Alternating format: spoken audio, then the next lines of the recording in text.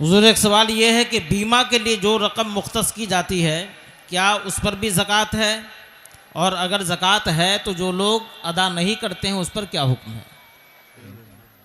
उस रकम पर भी ज़कात है अगर निसाब, अगर वो आदमी मालिक निसाब है, बीमादार अगर मालिक निसाब है तो उस पर ज़कात फर्ज है।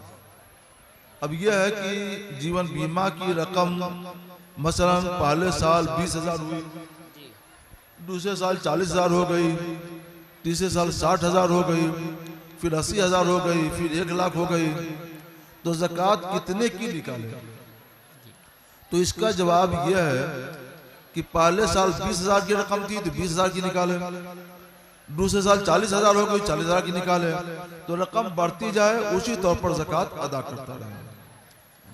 अगर जीवन बीमा वाले कॉर्पोरेशन हर साल उस पर नफा भी लिख देता है तो उस नफा की भी ज़कात देनी होगी। जैसे मान लीजिए 20,000 आपने किस्त जमा किया और उसके ऊपर 500 रुपये आपको नफा की मिल गए तो आपको 20,500 रुपये की ज़कात देनी पड़ेगी। माशाल्लाह। आइंदा साल 40,000 बल्कि 41,000 की ज़कात देनी पड़ेगी। बेशक। ये सब आप याद कर लीजिए कि उसकी ज़कात है। और नफा मिलता है तो नफा भी साल ब साल का जोड़ते जाएंगे और उसकी ज़कात देते जाएंगे। माशाल्लाह। उसी से मुताल्लिक एक सवाल ये भी है कि ज़कात किन लोगों पर फ़र्ज़ है और कर्ज़ की सूरत में ज़कात का हुक्म क्या है? ज़कात किन लोगों पर फ़र्ज़ है? जी, किन लोगों पर फ़र्ज़ है, और वो आदमी अगर कर्ज़दार है, वो कर्ज़ लिया हुआ है, तो ऐसी सूरत में वो ज़कात का क्या हुक्म होगा? कैलकुलेटर निकालिए। 56 को ज़रा दीजिए, 11 ग्राम 664 मिलीग्राम। हाँ,